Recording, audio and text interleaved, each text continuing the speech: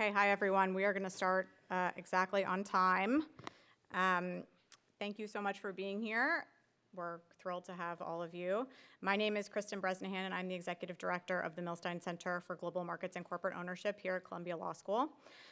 The Millstein Center is an organization dedicated to studying and bettering corporate governance, the capital markets, and the way business operates in society. Earlier this year, we launched our Counter-Narratives project, which is specifically focused on exploring and examining alternative narratives to shareholder primacy and the notion that the purpose of business is solely to return profits to its shareholders. We are very happy to be here today with leaders from the business community, journalism, and academia to continue that discussion, specifically around, as this event is titled, the future of capitalism. We will be hearing from Sir Paul Collier, Professor Colin Mayer, Alan Schwartz, and Steve Pearlstein. Their bios can be found in the bio packet at your seats, but I'm just going to introduce them briefly now so that we can move through the program quickly once we get started with our transitions. So Sir Paul Collier is Professor of Economics and Public Policy at the Blavatnik School of Government at the University of Oxford, and he is also the former director of the Research Development Department of the World Bank and the author of many books. You may notice that Paul is joining us remotely from Oxford this evening. Unfortunately, at the last minute, he was not able to make the trip across the pond, but we are, with the miracle of modern technology, able to have him here anyway. So this is a new experiment for us, but we think that we've got it so that we can integrate him into the conversation. So we'll just bear with us in case there's any slowdowns with that. Professor Colin Mayer is the Peter Morris Professor of Management Studies at the Said Business School at the University of Oxford. He is an expert in all aspects of corporate finance, governance, and taxation, the regulation of financial institutions, and the role of the corporation in contemporary society. He is a fellow of both the British Academy, where he is leading their work on the Future of the Corporation program, and the European Corporate Governance Institute. Next, Alan Schwartz is the Executive Chairman of Guggenheim Partners. He is the former CEO of the Bear Stearns companies, where he also served in a variety of very senior leadership roles. But perhaps the most impressive thing about Alan's bio is that he has 5 children, which means he must be a very patient person. And last but not least, we have Steve Pearlstein. He's a business and economics columnist for the Washington Post, as well as the Robinson Professor of Public Affairs at the Schar School of Management and School of Policy and Government at George Mason University. Steve was awarded the Pulitzer Prize for Commentary in 2008 for columns the previous year anticipating and explaining the recent financial crisis and global economic downturn. And in 2011, he won the Gerald R. Loeb Award for Lifetime Achievement in Business and Financial Journalism. He is the recent author of a book titled, Can American Capitalism Survive? Why Greed is Not Good, Opportunity is Not Equal, and Fairness Won't Make Us Poor. So the format for today's event, I'll just go over quickly. Paul and Colin are each going to speak for about 25 minutes about the work they've done in their recent books. Paul's book titled The Future of Capitalism, Facing the New Anxieties, and Colin's book, Prosperity, Better Business Makes the Greater Good. After that, Alan, Steve, and I will join up here, and Alan and Steve will each give about 10 minutes of their own remarks and respond to what they've heard. And then after that, I'll moderate a discussion across all 4 of them. And we are going to open up for audience Q&A at the end, so please save your questions for the end. Paul may have to peel off a little bit early, so if you see him go dark and I don't freak out, that's okay, normal, because it's much later in the UK. And we are recording this event, and the only way Paul can hear is if we are using mics, so when you're asking questions, please make sure you use the mics at your seat. Okay, so that's it. Without further ado, I am going to turn it over to Paul. Thanks very much. So I'm Virtual Reality Paul, and this is Paul's virtual reality book, The Future of Capitalism. The most common question I'm asked when people see the book, before they've read it, is to say, does capitalism have a future? And my response to that is, I very much hope so, because in 10,000 years of human history, it's the only system we found which is capable of raising mass living standards fairly consistently. That's because it's the only system which has managed to combine the benefits of scale with the benefits of decentralized decisions, a degree of competition as a discipline, but competition moderated by plenty of scope for collaboration. And that, I think, is the magic cocktail. For nearly all that 10,000 years, instead of trying big, we tried small. And small isn't beautiful, small is unproductive. And then for about 70 years, we tried really big. That was communism. But what communism didn't do was decentralize decisions. And so that was a disaster. So both small is a disaster and big without this decentralization, scope for collaboration, discipline and competition is a disaster. So capitalism's the only system we've got that can work, but it doesn't work on autopilot. Periodically, in its 250-year history, it derails. And when it derails, then it's up to public policy to get it back on the rails, both public policy and what people, firms, and families do. Each time it derails, it plunges people into a new range of anxieties. And that's why the subtitle of the book is Facing the New Anxieties, because we live in what I tend to think of as the third big derailment of capitalism. Everybody knows about the second big derailment, which was mass unemployment in the 30s. I'm going to talk a little about the first derailment, because that's less familiar to people, but it's quite revealing what happened. So the first big derailment kicked in the 1840s, in the places where capitalism had been born. And as it happens, capitalism was born 10 miles from where I was born. 10 miles from where I was born is a World Heritage Center to mark this was the first factory on Earth, the first industrial factory. I was born in one of the big industrial cities of the north of England, Sheffield, and there were a bunch of very fast-growing cities in the north of England. That was the sort of birthplace of capitalism. People flocked to these cities because they made people really productive compared to what had gone on before. Not only did you get the scale of an individual factory, you got scale of clusters of factory in cities where factories could cooperate. So people flocked to these cities. My German grandfather moved from a village in Germany to the most booming city in the whole of Europe, which was Bradford. And so by the 1840s, Bradford, very productive, very fast growing, but it and the other cities of Northern England became about as close we got outside the conditions of warfare to a living hell. And that was because as people crowded together, none of their social needs were met by being packed together. Diseases which didn't spread rapidly in rural areas suddenly started to spread contagiously, and housing conditions were terrible. And so life expectancy collapsed. Life expectancy fell to just 19 years. So on average, in those northern cities, you were dead at 19. And that produced very, very practical anxieties. Like, are you going to get a funeral? Because people were still poor. I'm going to take you to the Bradford of the 1840s, in particular to the year 1849. And what happened in Bradford in 1849 was cholera. The sewage got mixed up with the drinking water because there wasn't proper piped water, there wasn't proper piped sewage. And so cholera spread like wildfire And people were dying, hundreds and hundreds of them. So I'm going to take you from that event to Bradford's Mr. Big.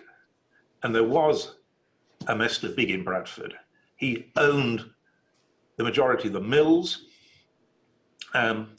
He was also big in politics. He was, in 1849, he was the mayor. And to complete it all, he was the city's one member of parliament.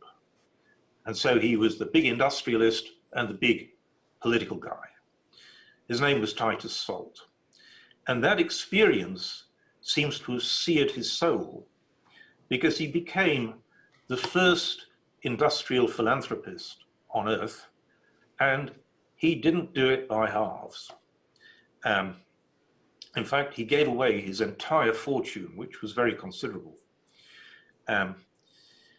First, he recognized he had obligations to his workforce.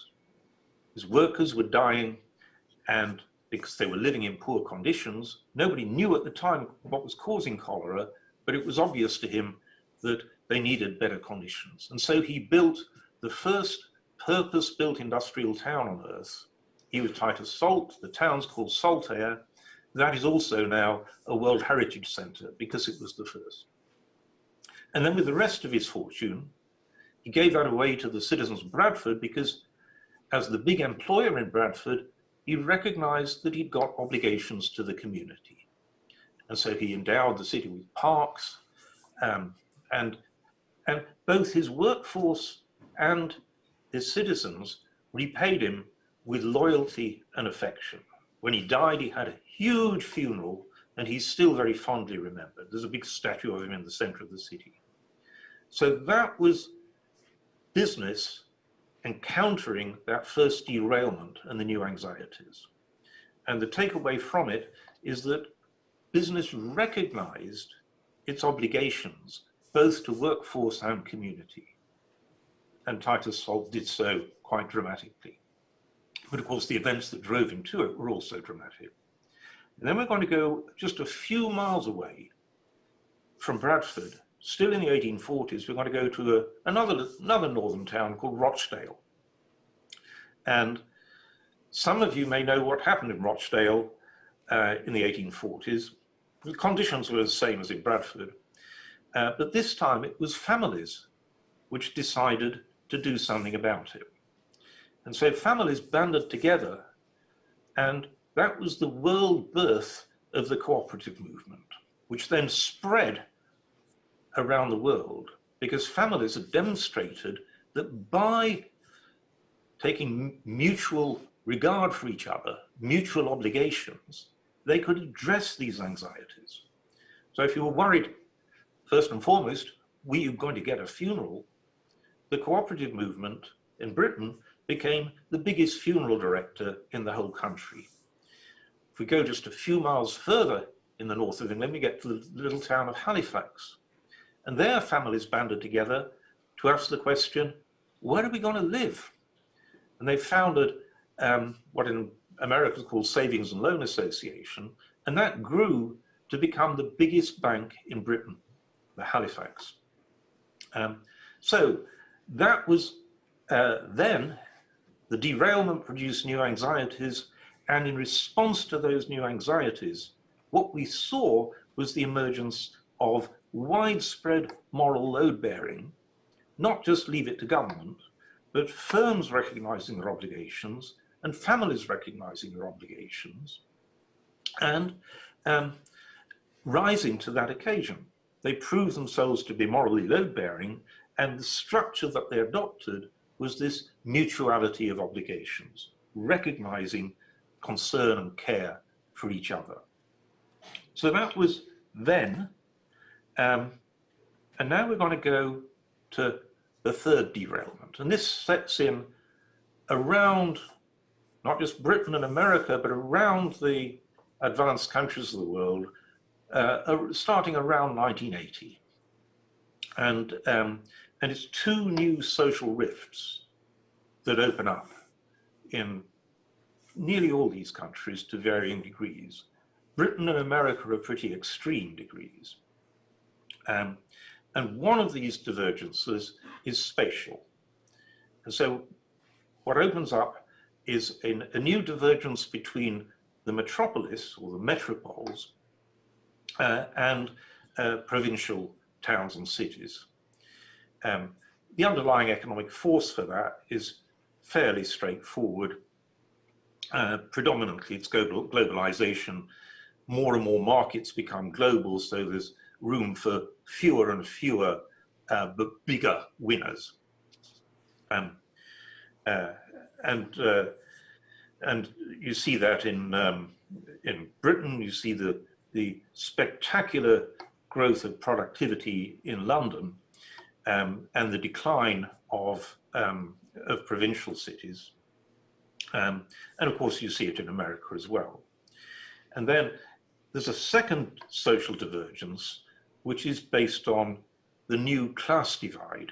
And the new class divide is based on education. If you get a decent tertiary education, then on the back of that education, you're able to build fancy skills which become progressively more and more valuable over the last 40 years. Whereas if you hadn't got a fancy tertiary education and you'd invested in manual skills, you find the value of those manual skills is gradually falling over the 40 years. And of course, these two different divergences then come together, because if you're a bright kid in a provincial city that's on the decline, the smart thing for you to do is to move to the metropole. And that creates a new narrative, if you like, that the provincial cities are draining of their bright young people, being drained of their bright young people.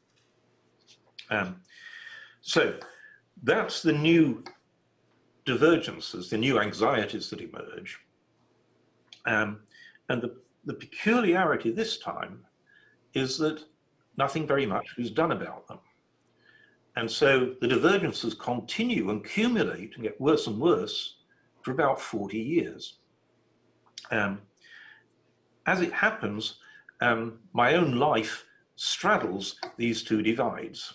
And so I am very conscious of it because I feel it quite personally. So I'm now a fully paid up member of the well-educated metropolitan class, if you like. My street, I was the last academic to buy in my street. It's now filled up with bankers and their families.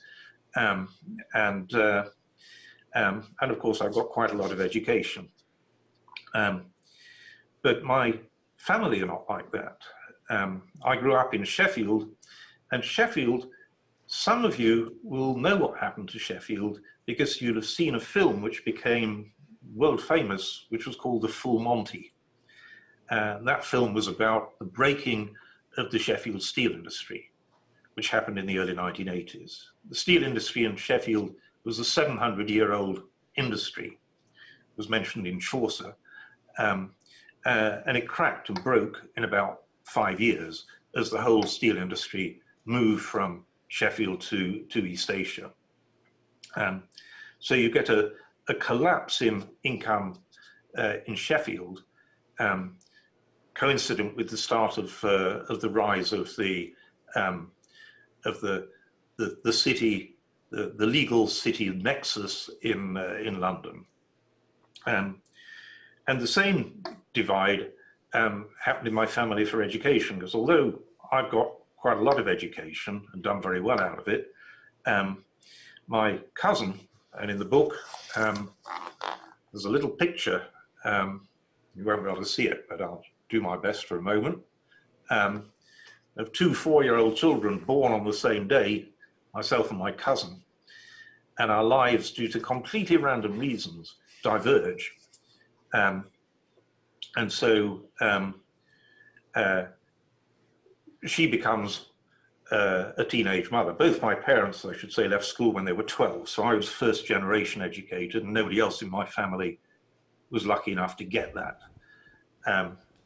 So I'm very conscious of this random but bitter social divergence which is set in between the provincial cities which have been on this downward escalator for 40 years and the highly successful metropoles. So because these things were neglected for 40 years, what happens in response is eventually mutinies. And we're all aware of the mutinies. In Britain, it's Brexit. Every region of England and Wales, other than London, votes for Brexit. It's not really a protest against Brussels. What's Brussels got to do with this? It's a protest against London. In America, you've got Trump, which is very much the same demographic profile of divisions in the electorate. And of course, the mutinies are driven by rage, not by solutions. They're not forward-looking strategies, they're backward expressions of anger. The puzzle, which I'm going to talk about for the next few minutes, is why did you get that prolonged neglect this time, 40 years? Why, unlike the first and second derailments, wasn't there a rapid and rather pragmatic addressal of finding solutions? And I think the neglect was because primarily ideology displaces pragmatism, and it does so both on the political right and the political left, so they're equally guilty. On the political right, you get the rise of the Friedman doctrine, which Colin will be talking a lot more about later. But the essence of the Friedman doctrine is that firms are not morally load-bearing. They don't come with obligations other than to their owners. So that's one strand on the right, which is the doctrine that the sole purpose of the firm is to maximize profits for shareholders.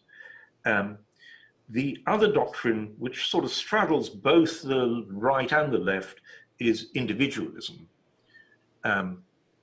which sort of does for families what the Friedman doctrine did for firms. It takes away the notion of obligations to others. The ideology of individualism is that your primary obligations are to fulfill yourself through achievement. And the successful very much buy into that individualism and decide that they're successful because they're brilliant and they deserve it. Underpinning that is, in economics, is the notion of economic man. Economic man is seen as evolutionarily inevitable, the survival of the fittest, and economic man is basically selfish, greedy, and lazy. Now that poses a problem both for firms and for governments, because they have to employ people who are economic man, who are selfish, greedy, and lazy. And so how do you get these employees to do what you want? And the answer is, there's only one way to do it.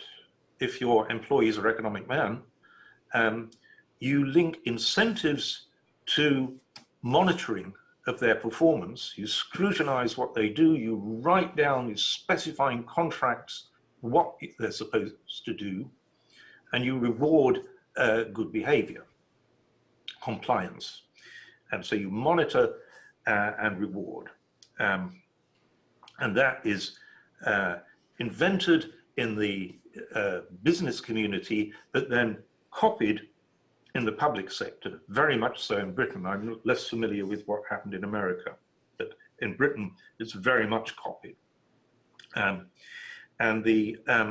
So the structure is the same in both the business and the public sector, and we see its consequences. There's an annual survey being done in Britain called the Jobs and Skills Survey, which has asked the same question for 25 years, which is essentially, do you have enough autonomy in your job to be able to do it to your own satisfaction?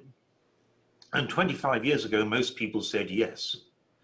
There's been a 40% drop in those yes responses. Now, most people say, no, they haven't. They see themselves as automata in a system of incentives and monitoring of performance. That produces a huge drop in job satisfaction.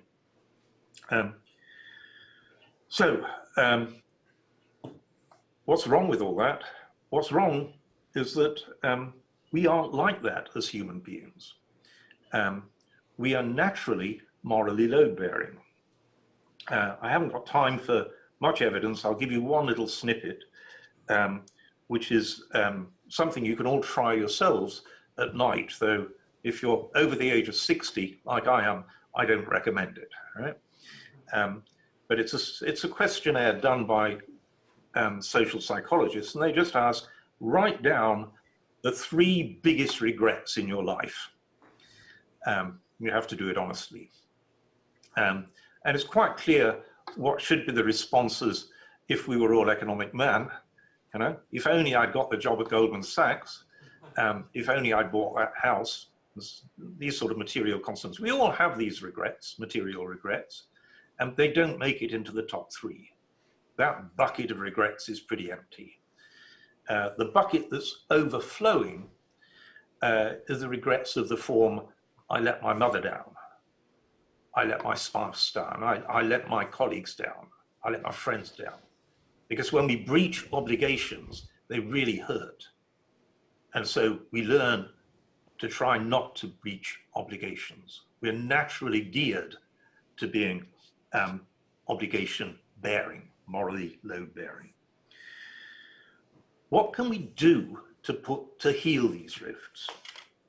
And I'm going to leave that very largely to questions, but I'll just sketch the 2 halves of the answer, and the book, half of the book goes into that in detail. So one is, we've got to bring jobs to people where they belong, instead of just having this narrative, go to the metropole. And it is perfectly possible to bring productivity to place, not to every place, but to a lot of places in each region, so that each region becomes a hopeful place. And that needs to be one commitment, bringing jobs to place and productivity to place. It's not enough to transfer consumption. That's the utilitarian fallacy, to see that because people are greedy, lazy, and selfish, all that they care about is consumption. People are not like that. People want to be able to contribute both for their family and contribute to society. And for that, they need to be productive. So that's half of the task, bringing productivity to places where people belong. And the other half is to equip people to be able to do those jobs, to be productive, to bond with the community where they grow up, and to want to contribute both to their family and to their community. I think of that as a chain of interventions that start with conception and take you all the way from conception to career. Both Britain and America handle that chain atrociously badly. We're brilliant for the people who are really cognitively gifted, like all the people in this classroom. But For the other half of young people, both Britain and America are terrible. We do an awful job at vocational training, to take just one example. How do we change all that? Above all, we need to get back to widely distributed moral load bearing. We can't have a structure of a few saints at the top of society who are then tasked with bullying and cajoling the sinners into conforming with good behavior. We need widely distributed moral load bearing. And on that note, I'll turn over to Colin, who'll take it towards firms. Thank you.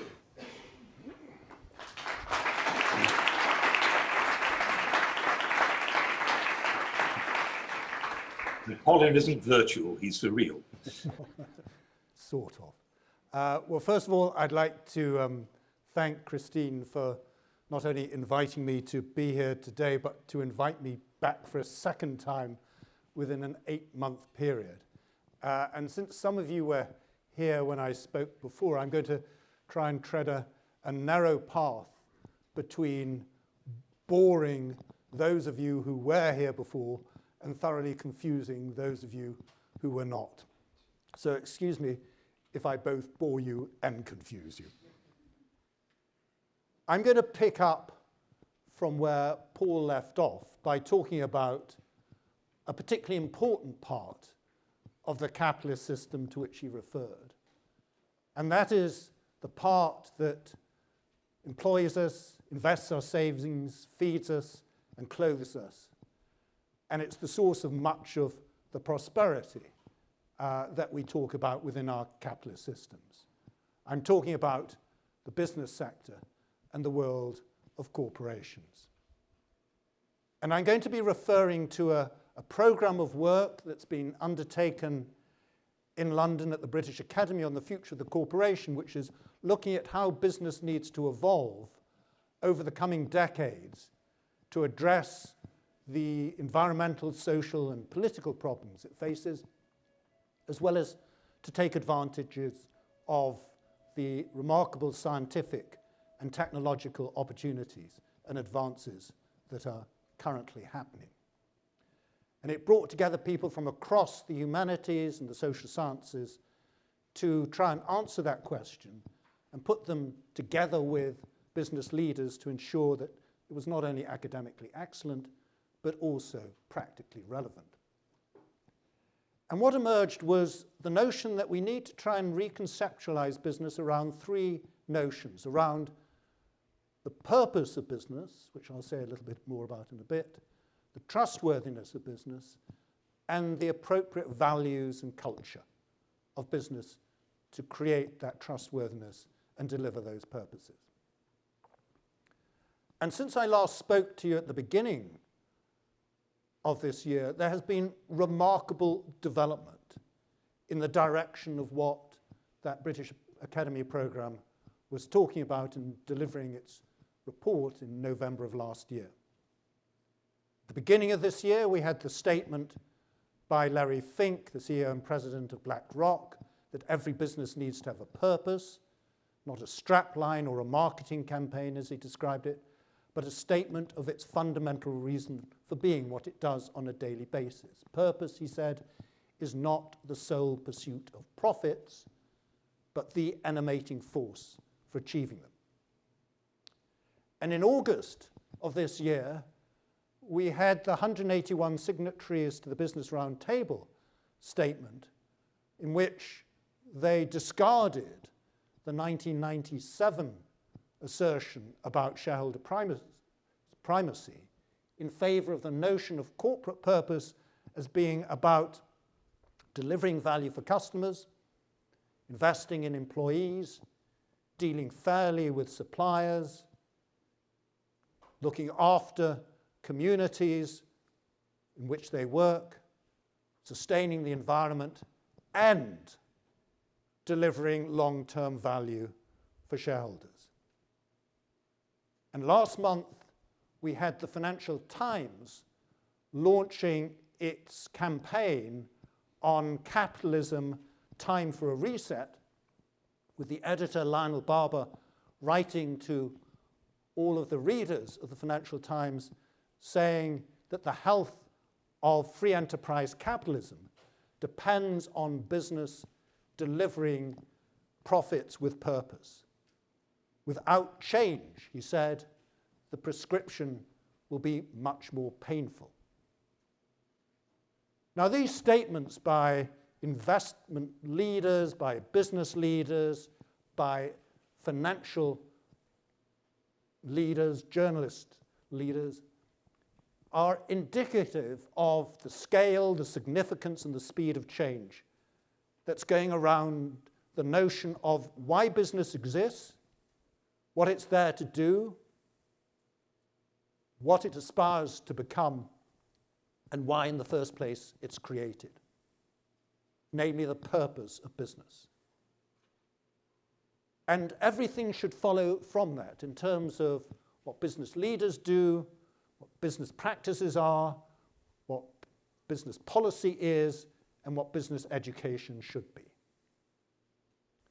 And the notion of purpose that underpins what we're putting forward is the idea that purpose is not just about producing profits.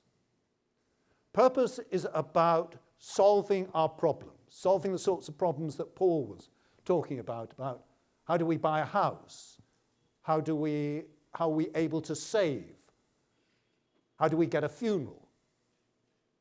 We should think about the purpose of business as being about producing profitable solutions to the problems that we as people and the planet face. And that in the process of doing that, business should not profit from producing problems for people or planet. It produces profits from the purpose, but the purpose is not per se to produce profits. Now, underpinning this are many of the ideas that Paul was talking about in relation to capitalism more generally. And that is the notion of companies committing to their corporate purposes and committing to the people who help to create those corporate purposes. And those people in turn committing towards the delivery of those corporate purposes, and that giving rise to those reciprocal relations, the mutual benefits that are conferred both on the various parties to the firm and to the firm itself in terms of, for example, more loyal customers, more engaged employees, more reliable suppliers, more supportive shareholders and societies. And underpinning that is the trustworthiness of business to actually deliver on those purposes. And underpinning that are the values and the commitment of companies to those corporate purposes. Now, one of the questions that frequently arises in this context is, well, what does one actually mean by a corporate purpose? And I think it's important to recognize that on the one hand, it is neither descriptive of simply what the company does, nor, on the other hand, is it purely aspirational in terms of thinking about saving the world. It should be very clearly focused on what problems a company is seeking to solve, for whom, when, and how they're going to do it, and why that company is particularly well suited to solving those problems. And I want to illustrate that notion of being quite specific about what a purpose is in relation to an example. And it's an example of a pharmaceutical company and one of the most successful producers of insulin in the world, a Danish pharmaceutical company called Novo Nordisk. And it went through a process over the last few years of discovering what its purpose is. It started off by thinking that its purpose was basically about producing insulin. But then it realized actually it was failing in what it should really be doing, that is to say, delivering insulin to those people who most need it. Insulin is used for treating type 2 diabetes, and 85% of the world's type 2 diabetes is found in low and middle income countries, many of which could not afford to purchase its insulin. So what it did was it started working with a whole range of medical practitioners, doctors, hospitals, universities, to identify what is the most appropriate way of trying to treat type 2 diabetes in different parts of the world. It might involve taking insulin, but in many cases it didn't necessarily involve taking insulin. And then it realized, well, actually its purpose wasn't even simply to treat people who had type 2 diabetes, but to prevent them from getting it in the first place. And its purpose is now stated as being to eradicate diabetes around the world. So what it then did was to start working also with health workers, with local communities, with national governments, to identify the changes in lifestyles which could help people avoid getting type 2 diabetes at all. Now you might say, well, that is all very noble, but doesn't it simply undermine Novo Nordisk's business model? And the answer is absolutely not. It did exactly the opposite. It was the source of great growth and commercial success of the company. Why? Because, of course, in working with those various partners and in identifying that its purpose was actually to solve problems, it became a trusted partner, a trusted supplier for medical practitioners, for governments, for local authorities, etc. Now, what we are trying to do in the current stage of the British Academy programme is to go from that notion of clarity around what a corporate purpose is to thinking about how, in practice, can one actually move companies away from the notion that their purpose is predominantly or solely about making money to a notion about it being about solving problems. And we've identified 4 sets of policies that are key to achieving that. The first is around law and regulation. The second is around ownership and governance. The third is around measurement and performance. And the fourth is about finance and investment. Now, the conventional view of those 4 sets of policies is that law is about the fiduciary responsibilities of directors of firms to their shareholders. Regulation is about the rules of the game and their enforcement. Ownership is about the rights of shareholders. Governance, corporate governance, is about solving the agency problem of aligning managerial interests with those of their shareholders. Measurement is about measuring material and financial capital. Performance is about profits, net of the depreciation of physical capital. Finance is about rewarding your investors and the rights of minority investors in particular. And investment is about investing to maximize shareholder value.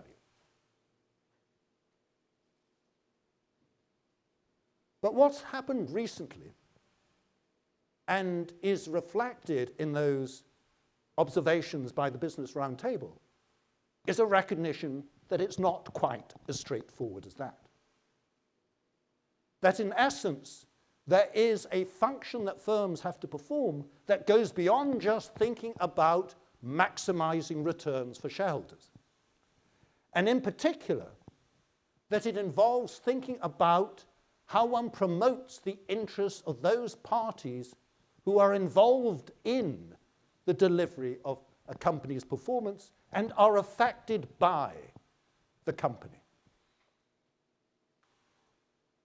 And that those parties should be of interest to the company, if only because by promoting their interests, that actually enhances the performance of the company and enhances the returns for its shareholders. And that's sometimes termed enlightened shareholder interest, or doing well by doing good, or what Jim Collins has talked about as the genius of the end, creating benefits for society and delivering great returns for your shareholders.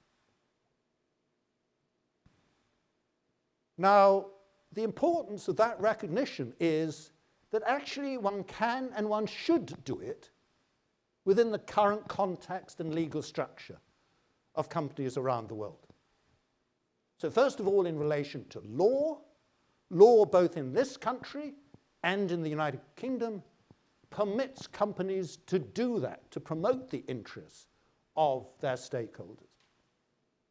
For example, in the UK, the Companies Act states that the directors of a company must act in the way that he considers in good faith most likely to promote the success of the company for the benefit of its members, that is to say its shareholders, and in so doing have regard to, amongst other matters, the likely consequences of any decision on the long term, that is to say it's about long-term value for shareholders, and also the interests of, and it then lists a number of other stakeholders, employees, communities, suppliers, the environment, the reputations of companies.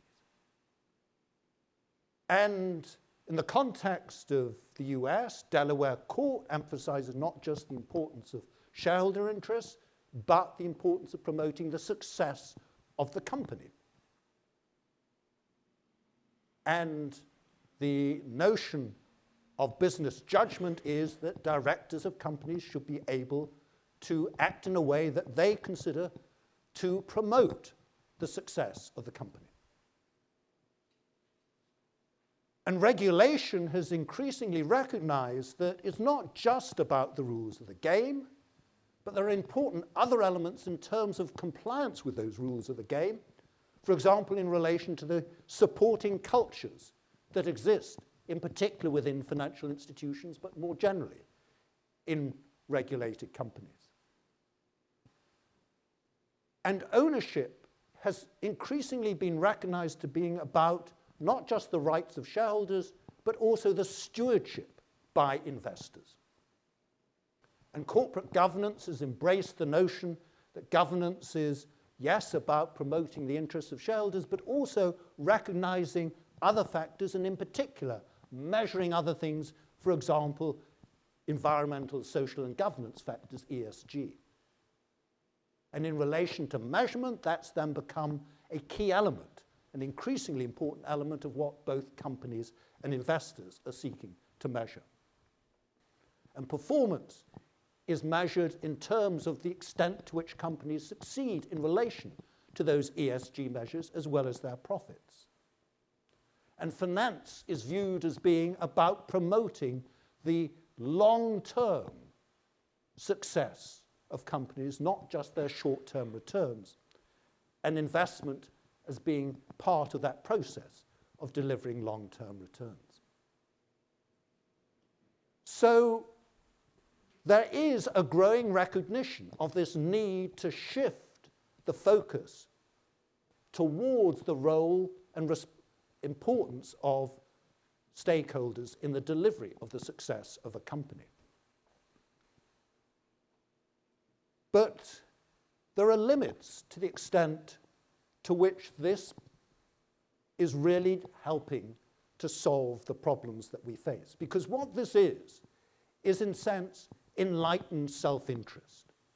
That is to say, what is deemed to be beneficial in terms of promoting the interests of shareholders. Directors have a right to take account of those other interests and other parties to the extent that it promotes the success of the company, and in particular to the extent to which it promotes the success of the company for the benefit of their shareholders, but should not go beyond that. If we want to go beyond that, in terms of thinking about business as being a powerful instrument for solving problems, then we need to recognize that not everything can be done within the current framework of the law. And the importance of this stems from the fact that the rights of incorporation, to form companies, are not rights in the way in which we traditionally think about them. They are not something that we receive as a given when we are born. It's something that we have to earn. It's essentially a privilege for which we owe a responsibility to deliver a mutual benefit to others.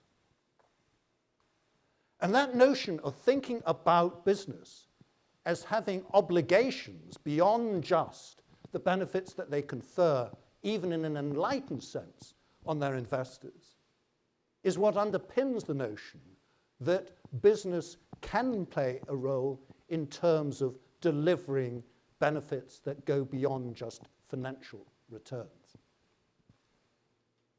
And to do that, one needs to recognize the ability of companies to be able to commit to the delivery of those corporate purposes. And that's where law can play a critical part. The law can act as a strong enabling force to allow companies to commit. And what's required to be able to do that is to make purpose a central component of the law. To recognize that directors of companies should have a duty not just to promote the success of the company for the benefit of its members, its shareholders, but also to promote the purposes and the success in the delivery of the purposes of the company. And regulation in this regard should be viewed as being not just about the rules of the game, but also the alignment of those corporate purposes and the problems that are being solved with the delivery of public benefits in those companies that deliver particularly important public functions, the utilities, the commanding heights of the economy, the banks, auditing companies, companies that perform public services, deliver infrastructure projects. Those companies perform important public functions for which the notion of an alignment of the purpose of a company with a public interest is important. And ownership in this regard should be viewed as being not just about rights, but about responsibilities. Now, there are good illustrations of all of the things that I've just been talking about in relation to law. For example, the Public Benefit Corporation in the United States exemplifies really what I'm talking about in relation to the notion of companies having purposes that go beyond just their financial performance to thinking about them delivering purposes that have some external public benefit associated with them. And regulation is increasingly, at least in the UK, picking up the notion that there should be an alignment of the purposes of companies with the public social licenses that utility companies operate under. And ownership, in terms of it having responsibilities and duties as well as rights, is reflected in many types of ownership structures that one observes around the world. Most notably, in the case of Denmark, there are what are termed industrial foundations, which are companies owned by foundations and trusts that have the primary responsibility of upholding the purposes and the values of the founders of those companies. Some of the largest and most successful companies in the world, like Bertelsmann and Carlsberg, Bosch, are industrial foundation companies, which then have those commitments to the delivery of those corporate purposes. Now, what this is suggesting is that in terms of looking at how we move beyond simply enlightened shareholder interest, we need to think about ways in which companies can commit towards the delivery of benefits for those that it serves in terms of its customers, in terms of its communities, and in terms of those who are employed by it. And I want to illustrate this in relation to one other example. It's an example that comes from an institution that operates in one of the least successful sectors of the economy, namely the financial sector, and banking in particular. It's a bank that has done extremely well for its shareholders in terms of its financial performance. It's a bank that has had a particularly stable financial structure and needed no bailing out during the financial crisis. Now, what marks out this bank is that its governance structure and its ownership structure and its way of measuring its performance really reflect many of the things that I've just been talking about. The bank is a Swedish bank. It's called Handelsbanken. And the distinctive feature of this bank is that it has a governance structure which devolves decision-taking. It devolves decision-taking down the organization to a point where the mantra of the bank is the branch is the bank. And the importance of doing that comes from the fact that by empowering the managers in the branches, it allows them to build up relationships with the customers of the bank. And that allows it to establish the types of relationships of trust that I've just been talking about. And those relationships of trust then have given rise to greater levels of satisfaction and greater levels of loyalty on the part of customers, which in turn has given rise to the financial stability of the bank. And what this illustrates is the fact that by providing these commitments to upholding corporate purposes which go beyond financial returns, companies can create a degree of trustworthiness that then creates reciprocal benefits for the company in terms of people placing trust in the company. And that delivers benefits for the company in terms of greater revenues, lower costs from employing people in the organization, and greater returns for their investors. Now, what underpins the commitment in the case of Handelsbanken is that the ownership of the bank is not an industrial foundation, but it's an ownership which has a similar degree of stability associated with it. Namely, the bank is owned by large shareholders that are long-term engaged shareholders in the bank. And that stability then has allowed it to provide the degree of commitment to those who run the branches, who in turn commit to the customers of the bank. Now, I want to just end by bringing this notion of the purpose of companies, the commitment of companies, the role of law and ownership and governance in terms of the ability of companies to commit to their corporate purposes, back to the ideas that Paul was talking about in regard to systems of capitalism and the future of capitalism. The way in which we currently conceive of capitalism is as an economic system of private ownership of the means of production and their operation for profit. And ownership in this context is viewed as being a bundle of rights conferred on the owners of those assets which gives them strong forms of authority over other parties. And firms are conventionally viewed as being nexuses of contracts managed by boards of directors for the benefit of their owners. Now, that's a coherent, consistent view of capitalism which says that it's about private ownership for profit, by owners and directors who engage the rest of us essentially through contracts.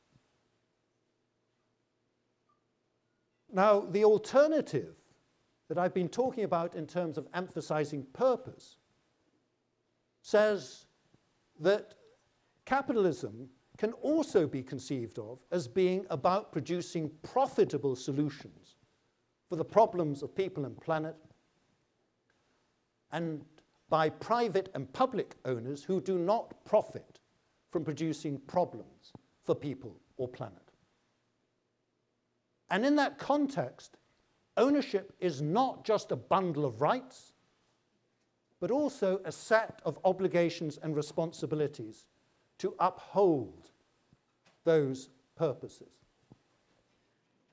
And firms in this context are not just nexuses of contracts, but nexuses of relations of trust based on principles and values that are enshrined by the boards of directors.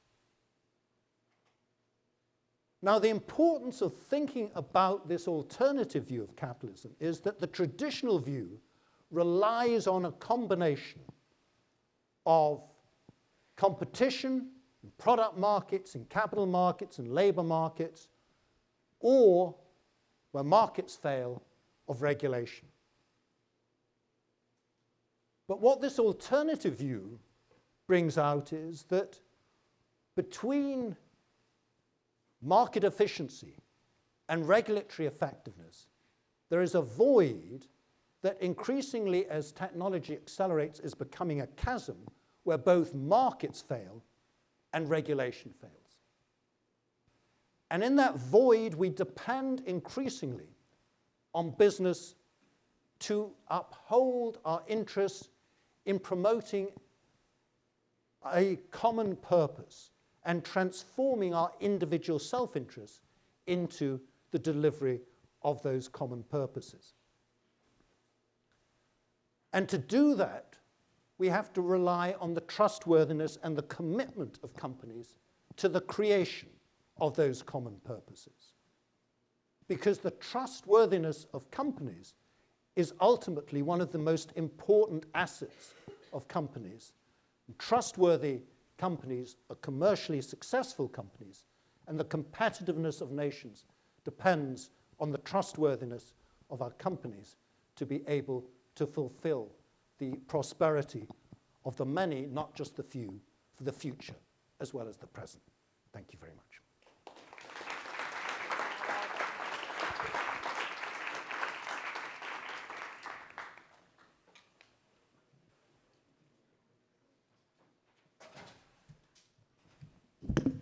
Okay, great. Thank you so much, Paul and Colin. We are now going to take our seats. And we're first going to hear from Alan, who, as I mentioned, is the executive chairman of Guggenheim and has had a long career in the private sector. And Alan, let's hear your views on what we've heard so far. All right, thank you. And that was fascinating to listen to the two of them. And I'm a little nervous being in the Millstein Center when my co-chairman, Jim Millstein, is sitting in the room and I'm supposed to not embarrass him. So it's a little nerve-wracking, but I'll try and do it.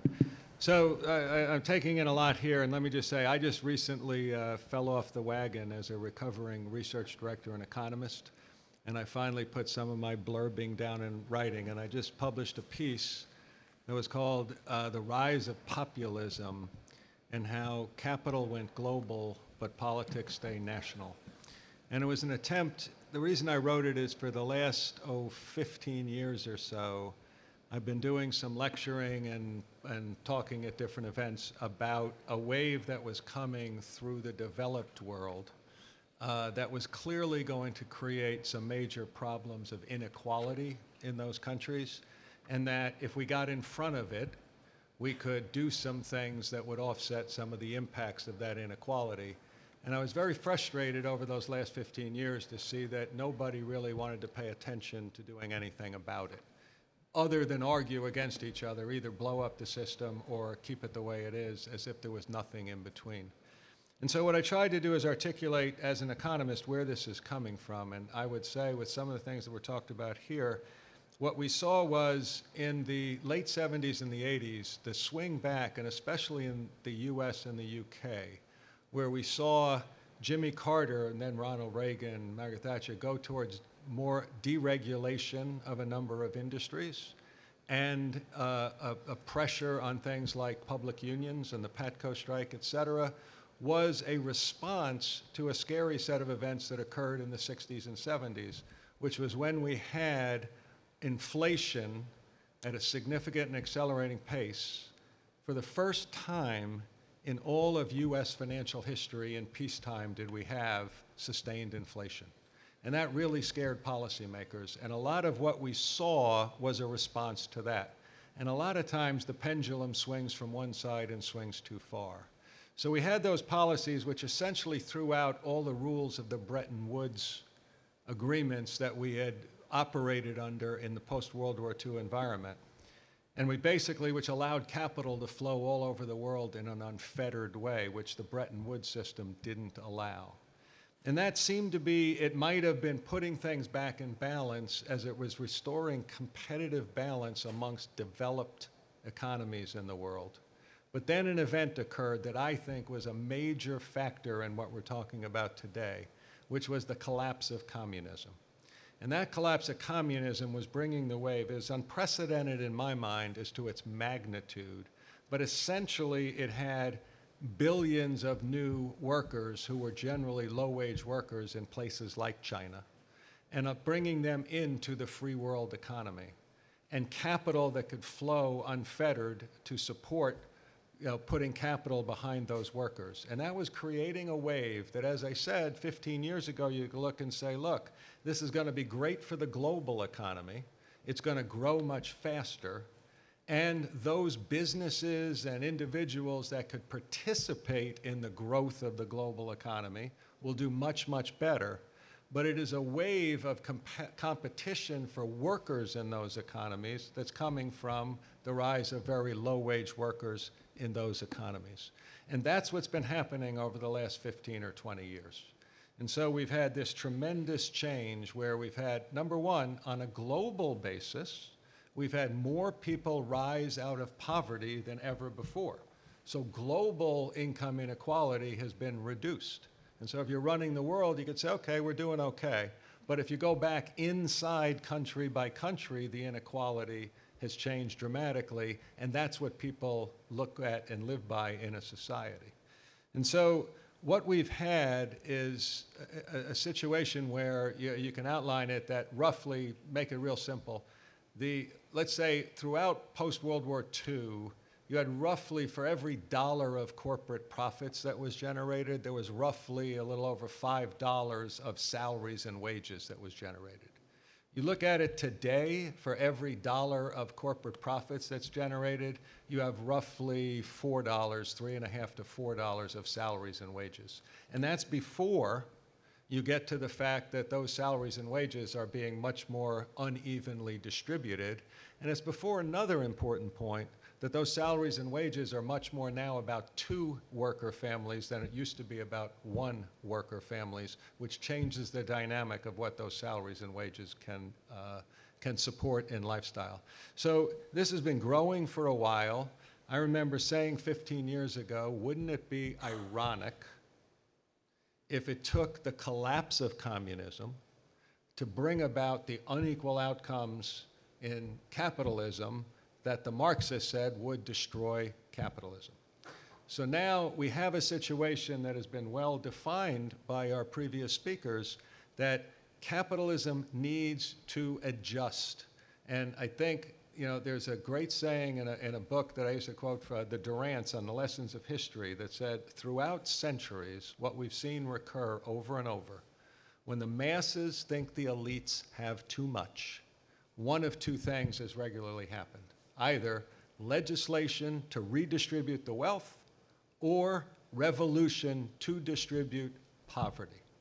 So, as has been said, capitalism is what we need, but the people that view that capitalism has just been the same all the time and we don't need to change the rules or change the way we do things, we have to make adjustments all the time to changing circumstances. And it is now really getting to a point where capitalism will either get more inclusive or it will collapse. I'll just speak quickly, the Business Roundtable and some of the things I've been talking about here before. So I am somewhat optimistic about a few things. I was involved somewhat in groups of people talking to the Business Roundtable about coming out with a statement like this.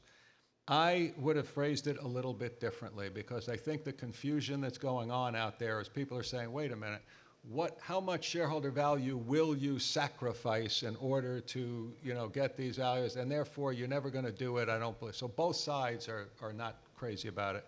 I believe if you actually read it, and I wanted to say it differently, they are not saying that we are going to sacrifice shareholder value in order to take care of all these constituencies. They are saying that as business leaders, they recognize that the only way to create sustainable shareholder value is to take care of all of these stakeholders.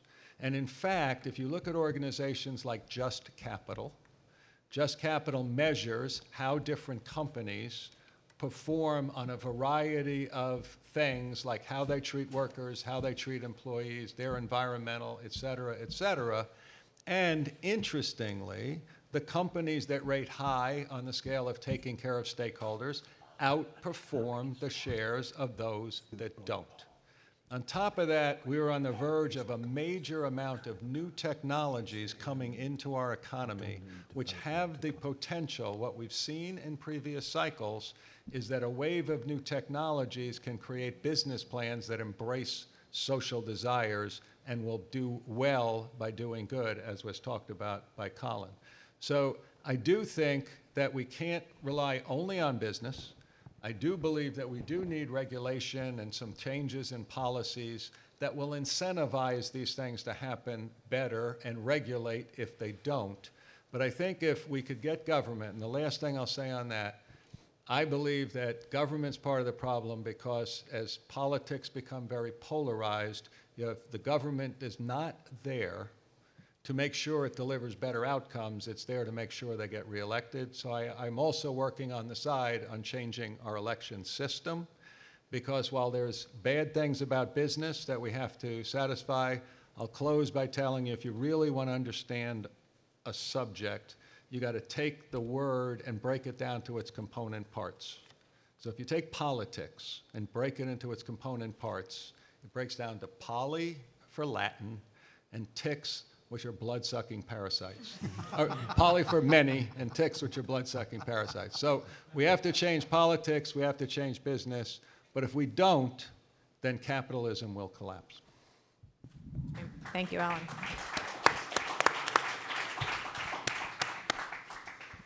Steve, what do you think? Well, I don't know whether I can do better than the ticks part. It's a privilege to be speaking here to a group of 20-somethings, all of whom will surely be making more money than I do within 2 years. Colin, Paul, and I essentially all had the same idea at the same time. I think we were frustrated with the debate about inequality and corporate purpose. And we realized that that conversation was sort of stuck in a rut that was created by economists and the kind of economic analysis that they did, that they do, that they're trained to do, that totally ignored some other feature about human beings, which was that we all have moral sensibilities. And in a sense, we were trying to deal with what had become a stifling consensus among people who talked and wrote about this thing, which I'm going to paraphrase this way, that we needed to suppress our moral instincts when we were thinking about the behavior of businesses and the economy, to suppress the outrage that we feel when we hear about examples of companies bamboozling their customers. The outrage we feel when we hear about companies that go to elaborate lengths to dodge their tax obligations. The the moral outrage we feel when we hear about companies squeezing their workers. And we were told to repress these beliefs, particularly in countries like the United States and the United Kingdom, because if we didn't, our companies would lose their competitiveness. They'd lose their ability to compete on global markets. And by the way, in the 1980s, that was not a fanciful concern. It was a very real concern. We had to ignore concerns about how the pie was divided so unequally, because otherwise we'd wind up with a smaller pie. I think what we were all trying to deal with is that we understood that this belief was wrong, both economically and morally. It was wrong morally because it runs counter to sort of innate, hardwired instincts we all have. That nobody should live in degradation and despair, particularly in an advanced economy.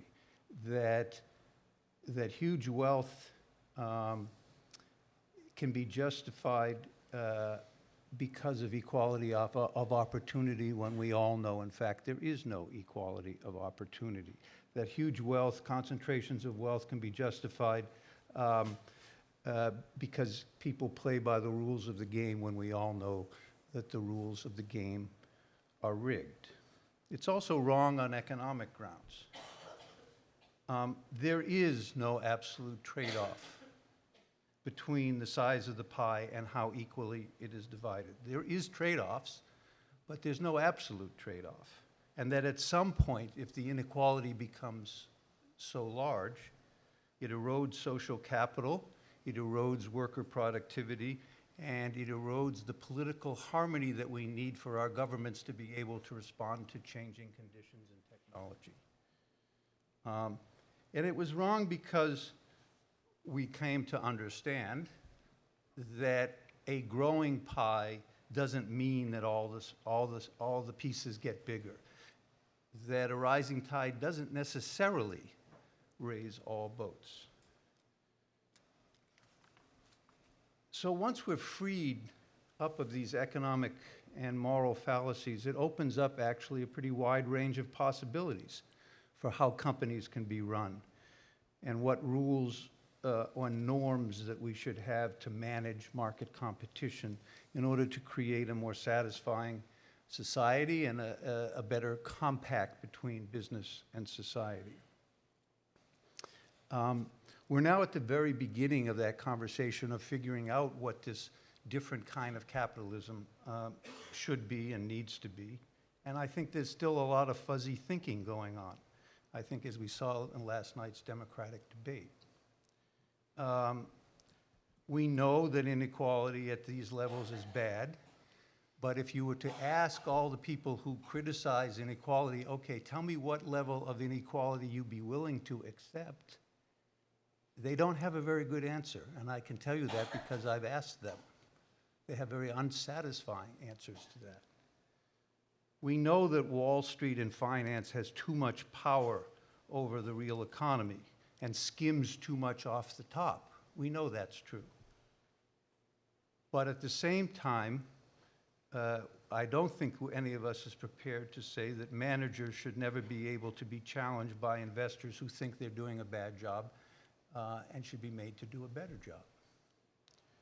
We know that a 30% effective tax rate on the richest households is too low, but we don't really know what's the right number that doesn't begin to affect their willingness to invest and work hard and take risks.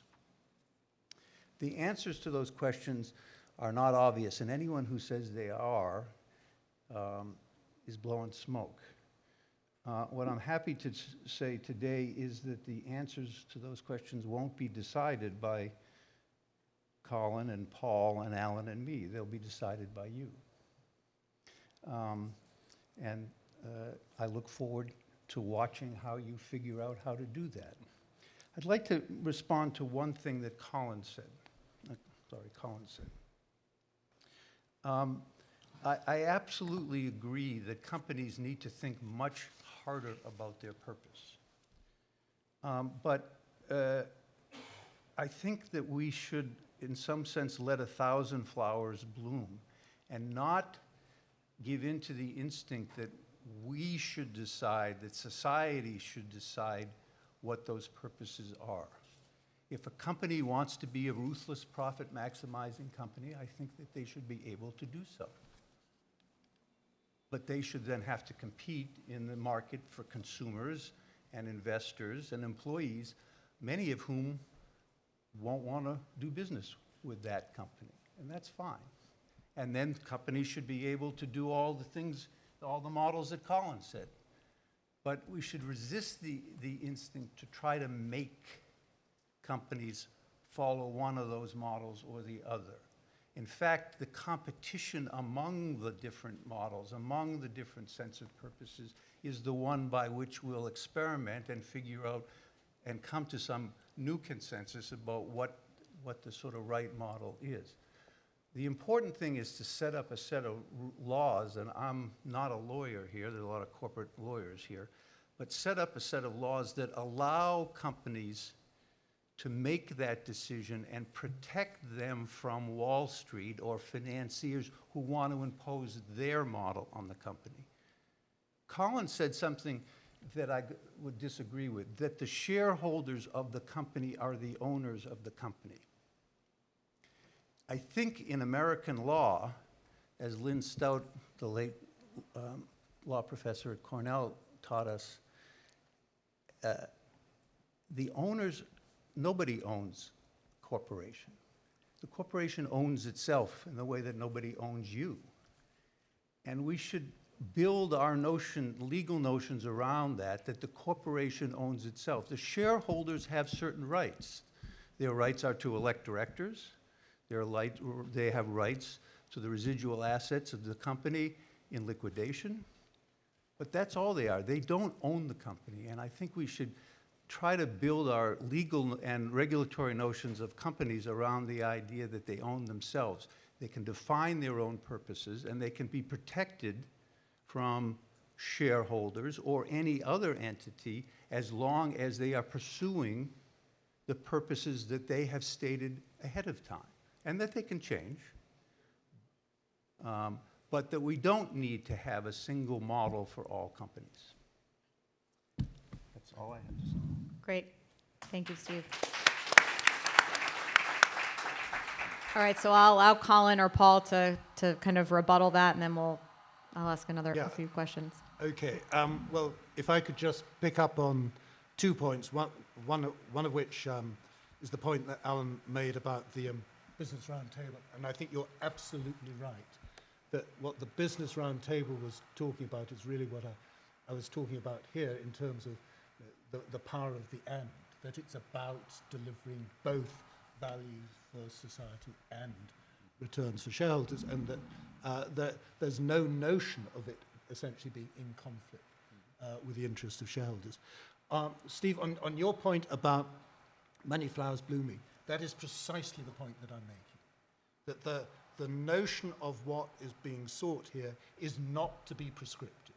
It's to allow companies to structure themselves in such a way that they're able to achieve purposes. And those purposes may indeed be predominantly towards promoting returns for their shareholders. So when I talk about producing profitable solutions for the problems of people and planet, if you interpret that as being to produce the maximum profits, then it's essentially back to a shareholder view. If it's about producing the best solutions, it's essentially at the opposite end of the spectrum. What this does is it enriches the company. It allows the company to achieve a much wider set of outcomes than is possible at present. And that's the sense in which it actually enhances the performance of economies, because it does enrich what companies can do in that way. And your point about ownership is precisely my viewpoint as well, that there is a view that equates shareholding with property rights. And shareholders do not have a property right in the way in which one has a property right over a car or a house. And that analogy of ownership is just not applicable. And the fiduciary duty of the directors is to the corporation, Absolutely. not to the shareholders. Absolutely. That's exactly what it should be. Paul, do you have anything else you'd like to share? Yeah, I'd like to also actually pick up on Steve's point about experiment and evaluation, really, that if you're not sure what to do, and when capitalism derails, you typically, and certainly this time, you're plunged into a new range of challenges. And there isn't a guidebook which says, this is the solution for all time. You know, it wasn't written by Marx or whatever.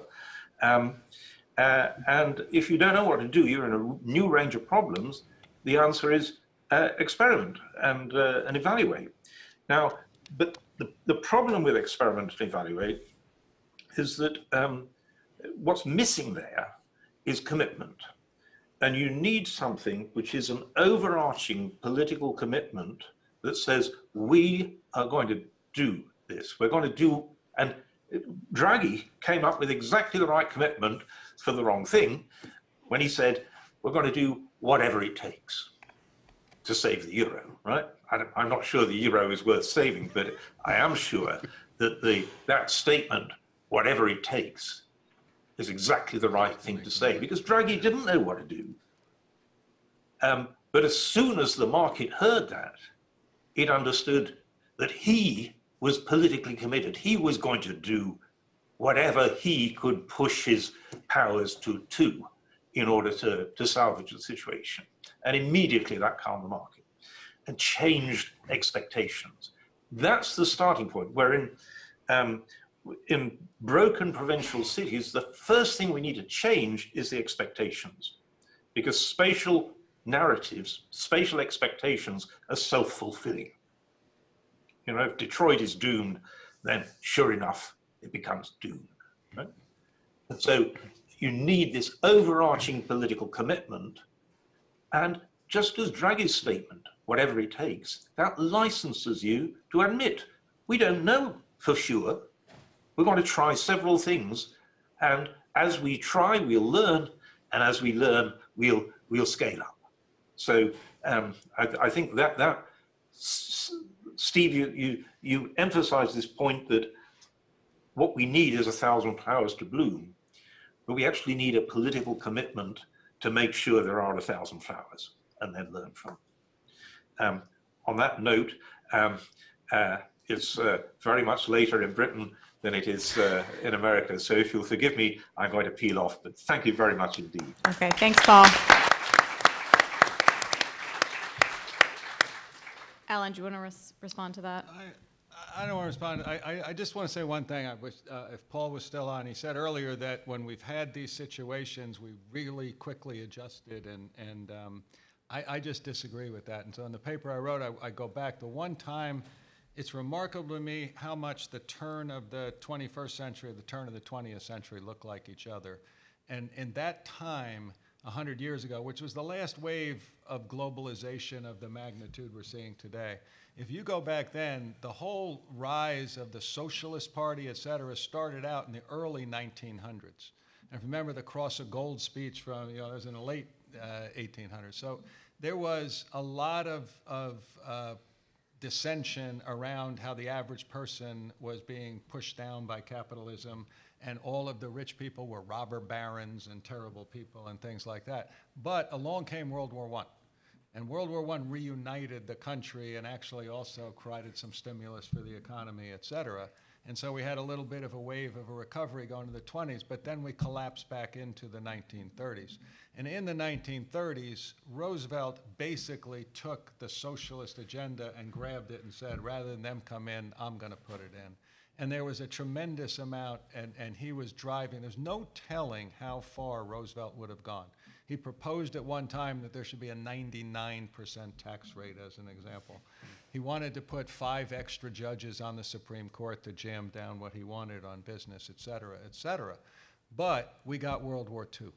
And World War II brought the country back together again and brought us a lot of productivity and investment, et cetera, that got the economy going again. So the point is, these things aren't that easy to just turn around, and it doesn't happen very quickly. I actually think we have some momentum building behind this, but it's just a point I want to make is that these things can be difficult to turn. Alan, I just want to come in to actually agree with you before I run off, in that the starting point for any effective action is building, restoring that sense of we. And as you pointed out, right, fortuitously, we had ghastly wars which pulled us together. We've got to find a better way of pulling people together. We agree on that. Yeah. Thank you. On that note, I really will go. Okay, thanks, Paul. So one of the reasons I wanted to do an event like this that took this issue from a wider lens, because living in the governance world, we're talking now all about purpose and the business roundtables coming out and the growing inequality and the role of business. But you don't often get to hear kind of the bigger picture and what's happening in the social sector and what's the historical arc on this, which is why I'm so grateful to all of you for kind of filling that in. So I'd like to hear from all of you. If you were just to give a number, like percentage-wise, just tinkering with corporate governance in business, how far is that going to get us in solving this problem? Is it really going to move the needle? Yes. I think protecting managers and directors from self-styled activist investors is really important. You don't need a lot of public hangings for people to get the idea of how they need to behave. A lot of the problems that we see in business behavior today date to the 1980s, and it dates to the period in which hostile corporate takeovers began. And so in that respect, I think it's really not unimportant. And Colin, I think I know your opinion. I'd reinforce that the observation of the way in which the emphasis is focused on purpose being about delivering profits alone has intensified rapidly since the 1960s, since Milton Friedman came out with a statement about the only social purpose of business being to increase profits so long as it stays within the rules of the game. And the change in the nature of ownership and the operation of capital markets has, I think, really driven companies in those directions. In many cases, business leaders are really set on doing exactly what we're talking about here, but they find it incredibly difficult to deliver it. The one leader who's always upheld in this regard is Paul Polman, the CEO of Unilever. And at the end of the day, he had the rug pulled from under his feet because he couldn't offset the threat of a Kraft takeover, undermining the direction of travel that he was pursuing for Unilever. There are numerous incidents of similar effects of external pressure. In some cases having good effects in terms of improving the functioning of companies, but in many cases preventing companies from being able to commit to their corporate purposes. So we've agreed on so much, it'd be fun to disagree a little. So I think the question was, how much impact could it have on its own, changing corporate governance? I think very little. I think that I agree that the pendulum started to swing in the 80s. I don't think it was as much Milton Friedman. I think it was basically the bear market, the collapse in profitability, the weakness of the dollar, and a very, if you look back and you look at things, businesses were fat. Businesses were not focused on delivering for sure. They missed on this side of the equation, right? And so the pendulum starts to swing. And I think then the takeovers and stuff like that really reinforced that and all that kind of stuff. But I think the pendulum's moving back. I do think globalization was a big force. I think that's starting to peak anyway. And so that we have a chance to recover. We have new technology. It just takes business leaders with the courage and the understanding of what it takes to create both long-term shareholder value and social purpose. And the change in the governance, I'm okay with it as helping them do what's right. But in and of itself, it's not going to move the needle. It's really, and that's why I think the Business Roundtable, that's why I keep coming back to, that's what they're saying. We can look our shareholders in the eye. And by the way, activists are way less powerful than they were, because a lot of what they did turned out to be very short-term. And now a lot more shareholders are saying, wait a minute, long-term shareholder value isn't from the stuff you guys were saying. You were picking off the easy stuff. So I think it's, it's going to take a whole movement, because this is a powerful thing.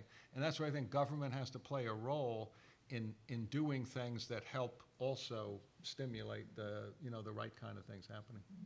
Yeah, and I think that's absolutely right. And what you're pointing to is the fact that there was a form of governance that emerged in terms of trying to correct managerial failure. Correct. That had significant deficiencies associated Yes, with it it. did. And what we're seeing happening now is a recognition that we do need a form of governance that does not rely on that particular process. Agreed. And I think that's It's a support, but in and of Exactly. itself, which was the Yeah. question, it's not enough. okay. That's fine. And this is going to be my last question before I open it up. Speaking of the different constituencies that can push this along, what is the right role for investors? I mean, we've seen a sea change in who owns public companies and what they're saying they want. And like Larry Fink's letter, Colin mentioned, is a great example, wanting to create long-term shareholder value for these large funds that hold everything or a lot in indexes. How do they move to the next level of actually saying that they want that, but actually making change? Anyone? I'm not a big optimist about changing the views of investors as the way to change the behavior of companies.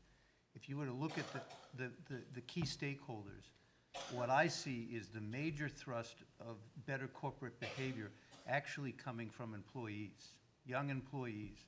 The competition for talent is intense among companies, and they know that they cannot attract people who graduate from these schools if they are perceived to be ruthless profit maximizers. I think there's also pressure from customers.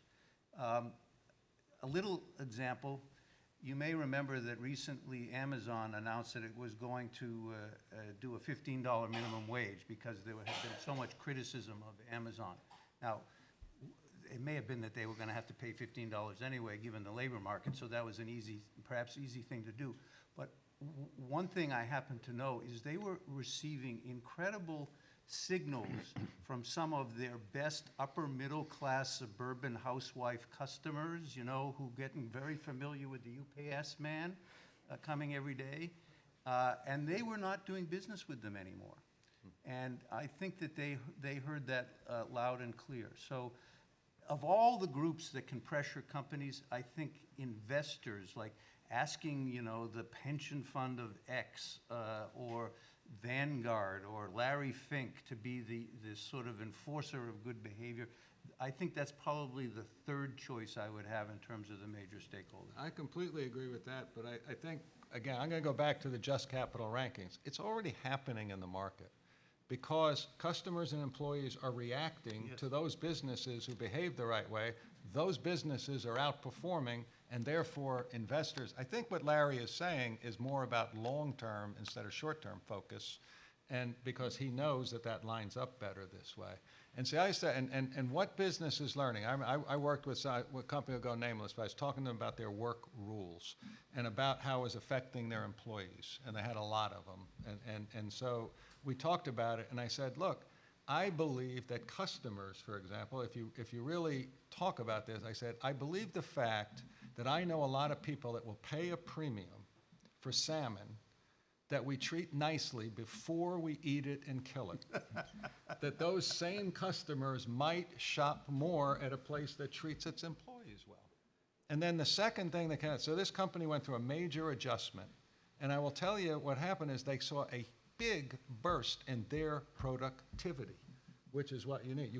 That businesses are realizing, and especially with skill set and everything else, that employees are not widgets. And I think it went too far in the other direction as we came out of the 80s. Employees are not widgets, and making employees feel good about the company they work for and wanting to serve their customers, et cetera, is how they gain market share. I agree with all of that, and it certainly is the case that the in particular next generation of employees are looking to find more meaningful, fulfilling work that they can be proud about and have a sense of dignity. And I see that very much in terms of the people who are passing through our business school at present, that there's a marked change in attitude amongst the graduating students. But I also think it's necessary for institutional investors to change the nature of the way in which they interact with companies. That what I was talking about in terms of a greater role in terms of stewardship, a focus on longer term investing, a recognition of the significance of other measures of performance beyond financial performance, those are very important ways in which institutions can recognize the benefits that those different parties bring to the firm. So that although a lot of the benefits come from outside of the financial sector, we still do need to have an alignment of the financial sector with companies being able to deliver on corporate purpose. And in that regard, I think that there is a deficiency in financial markets, that we have what are essentially long-term investors, in particular index funds who are passive. We have short-term, actively engaged activist funds. What we are still short of are long-term engaged investors. Now, that's the area where I'm beginning to see changes happening, with more institutional investors recognizing there are potential benefits from that sort of long-term engagement. It's most evident in terms of, for example, some of the Canadian funds, some of the sovereign funds are increasingly moving in this direction. But we're also observing some of the regular investment management firms beginning to take this on, for example, PGGM, the Dutch fund. So that's the area where I see that there is a gap currently in the institutional market, and I see change happening there, which is hopefully over the long term going to plug that gap. It would be nice if Larry Fink took 2 or 3 companies and said, you know what, we used to invest in these companies and we are no longer going to invest. It doesn't have to be a large number, but believe me, that would get a lot of people's attention. And I haven't seen him or others who talk a good game, and I don't mean that in a negative way. I mean, you know, they've said the right things, but it would be nice if they put a little muscle and money behind that in a negative way. Carrots are nice, but sticks work too. All right, I'm going to open it up for questions. Yep, back here. Since we're talking about the future of capitalism, I think it's a fit to talk about what's ongoing in Hong Kong, because in my mind, Hong Kong is a model of some sort of capitalism. And it's also fit because quite a few panelists mentioned Milton Friedman. In fact, when his classic book, Capitalism and Freedom, was republished in 2002 or 2001, I don't remember exactly, but early 2000s,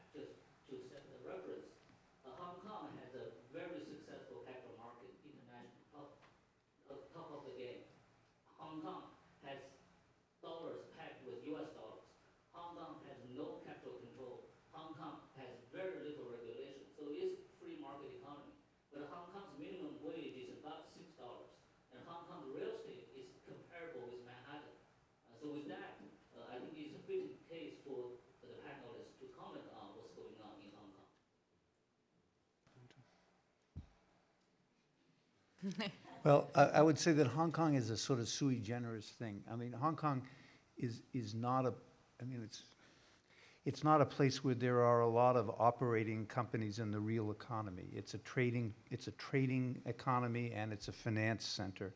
And I don't know whether we can take too many lessons from it, because it is sort of sui generis that way.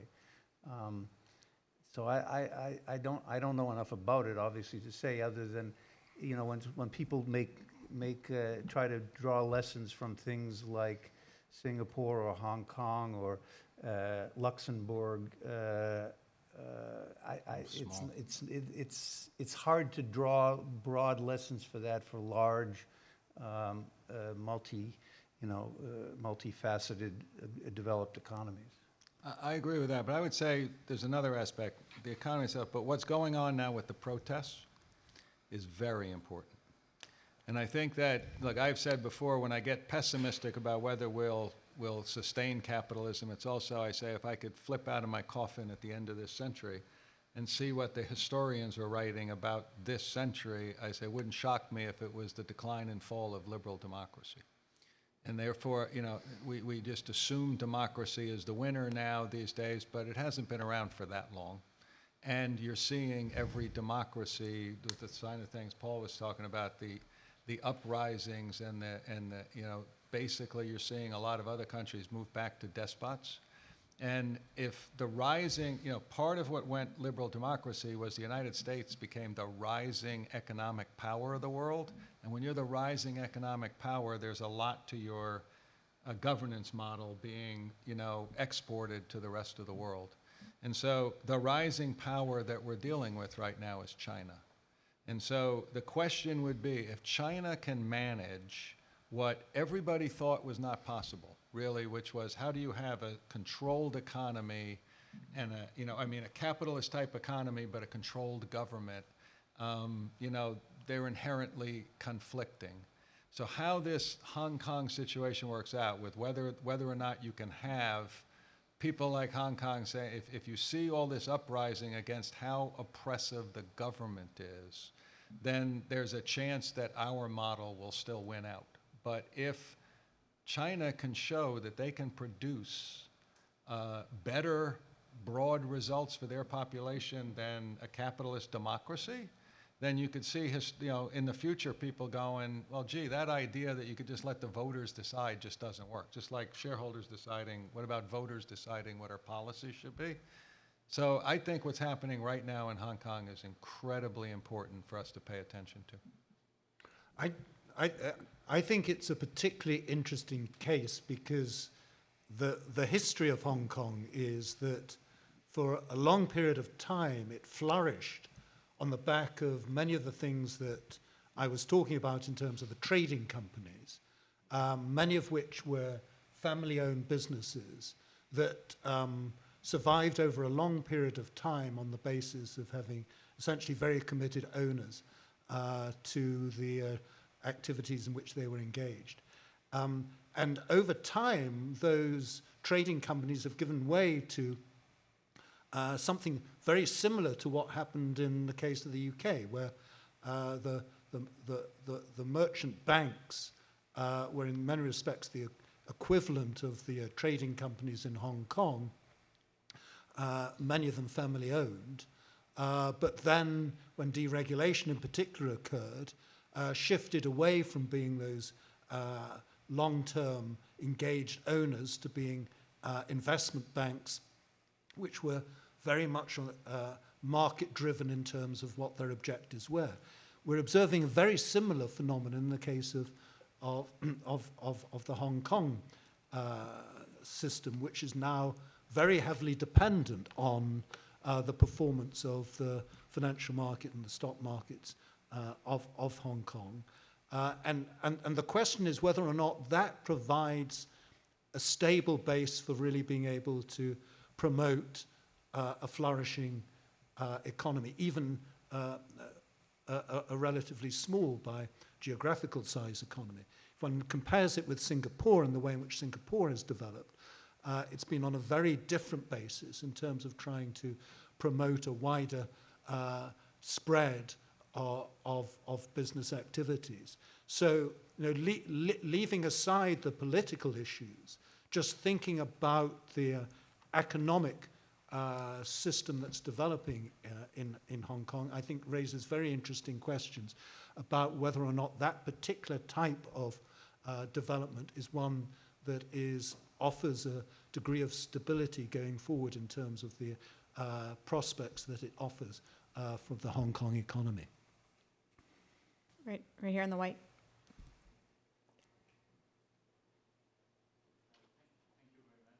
The mic's not on, no. Maybe try the one over there.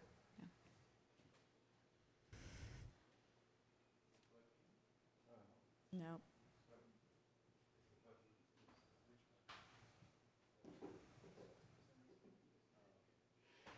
Thank you, sorry.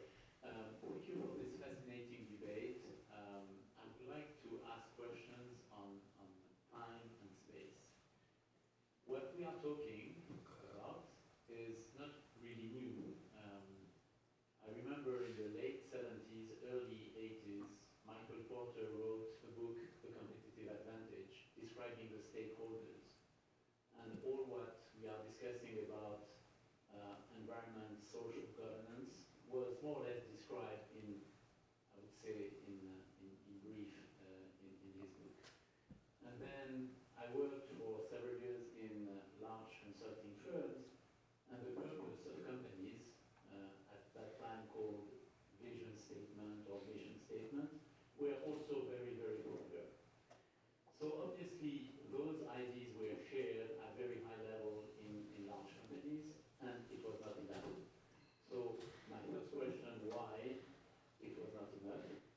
My second question is, most of what we have discussed is really Western-centric, most advanced country-centric, and I thank you for your question. I would like to give two examples which also we should think about. One exception in the early 80s of the Western countries was a socialist experience, probably you remember, in France, 1981, 1983.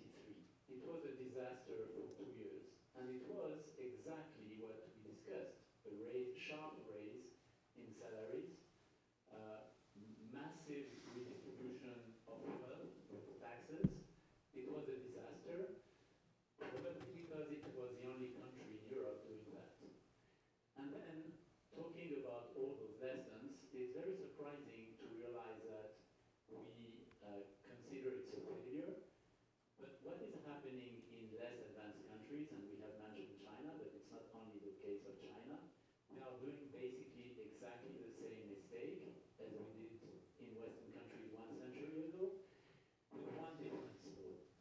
They don't have, and I think Alan mentioned that, they don't have elections, so politicians do not bother about, short term. Of course, my question is not to say we should change the political system to have no election, but we certainly failed in what we did in the past, and what was not enough, my opinion, but I would like to share with you, is that the individualism was not only at the individual level, it was also at the country level. Each country was trying to fight for their own independence, for their own wealth, but these lessons you are describing, which I would subscribe to completely, do not work except if we coordinate globally. Question. Okay, I'll perhaps start. And I think, first of all, in relation to your interesting observation on there's nothing new under the sun, we've been here before, and why didn't it happen in the way that one might have hoped it would happen? The answer is that this is a systems issue, that the idea of purpose and the promotion of purpose has been, of course, around for a long period of time. But in essence, what has happened is that for a variety of reasons that we've been talking about, the system has moved in a direction in which the promotion of purpose beyond profit has become increasingly difficult. And that's why we're reaching the crisis point now of people saying, well, the existing capitalist system has to change. Okay, so what we're talking about is how can we restructure the system to provide a more favorable system that will be able to deliver the types of objectives that Michael Porter and others have been talking about for some time. Now, in terms of the extent to which the countries can pursue objectives on their own and the differences that exist across countries, I think the point that you're making with the French example is exactly right.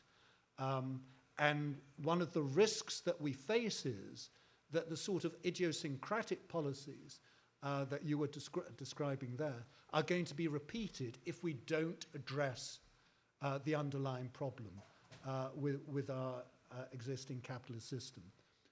And to illustrate that, one of the motives behind reform in Britain has been a real concern on the part of companies that if they don't reform themselves, they're going to end up with a Labour government that is hell-bent on renationalising much of British industry.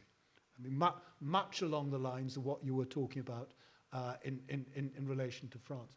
A lot of the concern and the Business Roundtable movement is essentially a reaction to what they see as being potentially the political reaction that's going to take place. Yeah, the Democratic debates wouldn't give you any Yeah. thought about Yeah. that, right? But I think, look, a couple of things. Michael Porter, a friend of mine, I've been working with him on something else. He is coming out with a new book now, and it is about the dysfunction of our political system.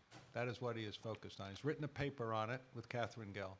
And what he basically, as a great business strategist, says is that essentially our government has been taken over by a duopoly, a two-party duopoly, which, by the way, our founding fathers always said that one of the worst things they most worried about was ending up with two competing parties in government.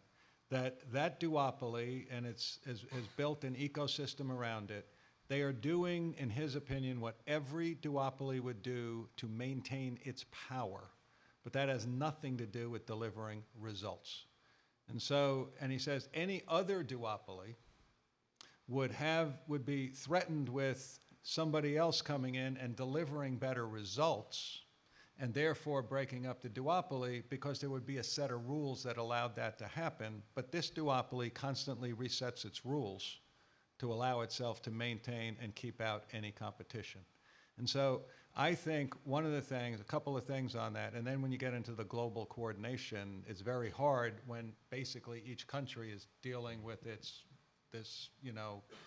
right and left argument inside each company, and you see what's happening right now with trade. To me, the best policy we had was to come in with TPP, because one of the things, we do need to change some of the rules of the game with China based on the way things are going, and IP, et cetera. So to get 14 different countries to come together and say, let's rewrite the rules together, and then let's turn to China and say, you want to be part of this global economy, you're going to have to come along and play by our new rules. But what you see is that people inside each country are tired of hearing about these global solutions. They want somebody who's telling them they're going to fix what's going on in their country right now. I have a quick comment. Culture matters. And the reason it matters is because we can't deal with these problems solely through government rules and regulations. Social norms are probably more important than that, and social norms exist in a cultural context. So what might work in South Korea doesn't work here for all sorts of historical and cultural reasons. And I would resist the idea of saying that there is one model that's going to work everywhere at all time. We need to do in our country, or Anglo-American is fairly similar, but we need to do in our countries probably something different than what would work in France or Northern Europe, and that's fine. I mean, and that's because of the importance of social norms. And whenever people, I give this talk a lot, as these guys do too. They always say, well, what would you do? What laws would you pass? Whatever. The first thing I say is, I'll give you a list. But the most important thing to understand is you need changes in social norms, and that comes from the bottom. It doesn't come from the top. Norms change laws. Laws don't change norms. All right, we have time for one more question. Shall we just collect together a series of questions and then we can try and answer them? 'Cause otherwise people will be frustrated. Oh, wow. What a nice solution. Well, we're at our end of our time, so I don't know that we can, but we're going to be here for cocktails afterwards. Josephine, go ahead and then make it quick if you can.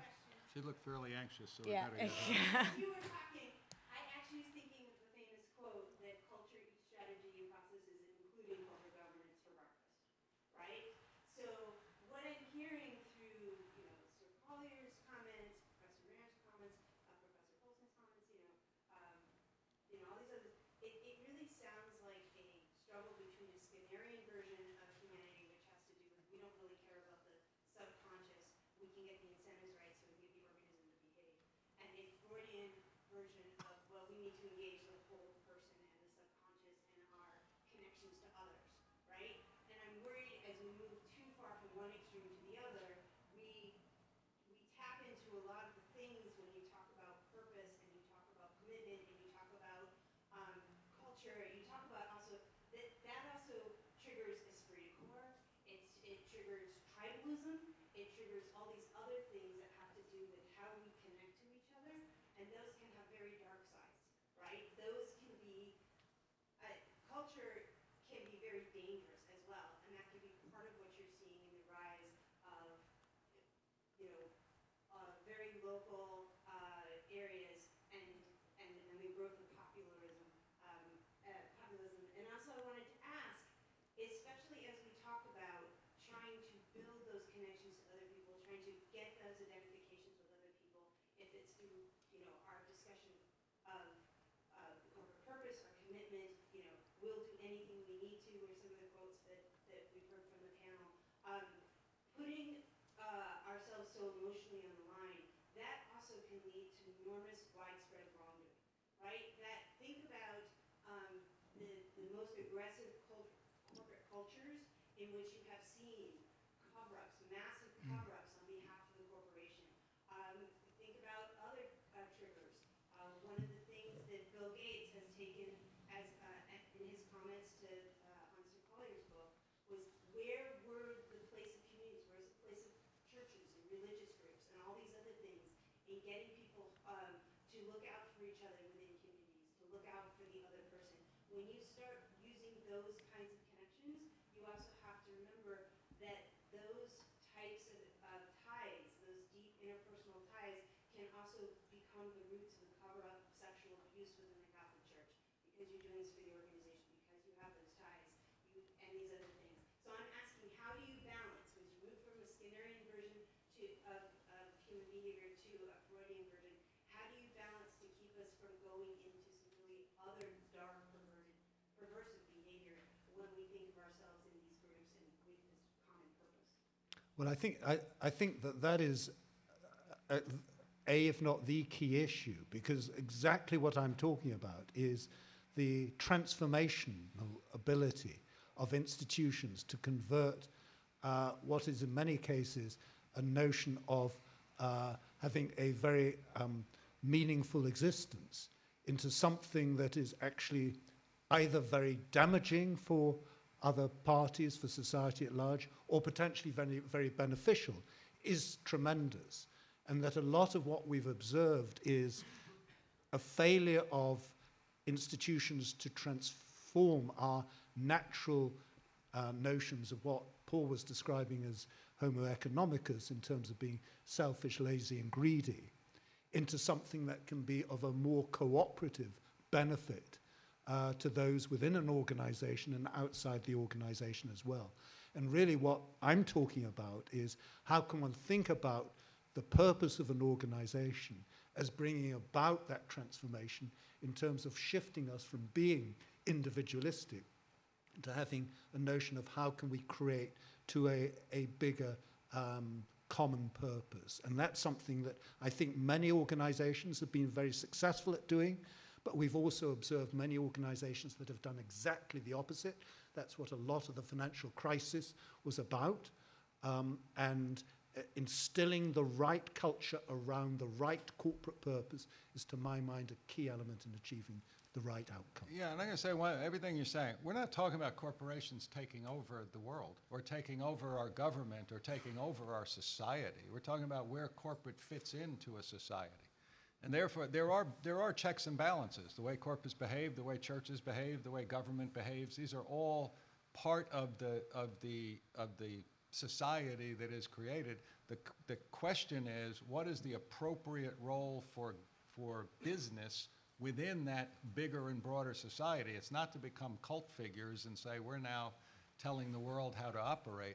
And I think, look, at the end of the day, I keep talking about inclusive capitalism because while it's good, I think there are a lot of things coming along where business can be part of dealing with certain societal issues like climate and things like this. But at the end of the day, what I really think it boils down to is, look, people need to feel the system is fair. The question about how much inequality is acceptable, I said, I used to talk about income inequality, I now talk about outcome inequality. And I say, look, if the average person's quality of life in a system is improving or is at least doing well, and if they think their children have a chance to have an even better life than they do, then they are more likely to embrace the system and think logically. I'll tell you what I say. People keep asking, why is it that Trump voters are so stupid that they would believe that this guy is actually delivering results to them? And then they say, why are AOC's voters so stupid that they think she could do this? And I keep saying, look, people, when I grew up, people were not a whole lot smarter than people are today, at least in my neighborhoods. They were not a whole lot smarter. But they felt like the system was working. And so I say it's not intelligence, it's emotion. When you are fearful, when you think you will not be able, when 40% of families in this country can't come up with $400 if there's an emergency, when people say, I can't pay off my college debt, when people say, I won't be able to live in retirement, when you are fearful, I have a thing, when your emotions rise, your brain declines, right? When your emotions settle down, your brain picks up. If you ask people the dumbest things they ever did, they will always tell you, yeah, I did something really dumb, but I was so scared at the time, I was so mad at the time, I was so this. So business's role is just to get this inclusiveness where we have corporations that can deliver profit, but also have it shared inclusively with the rest of the population, not to run the country. All right, great. That's a good note to end on. Thank you, everyone, for being here, and thank you so much to our panelists.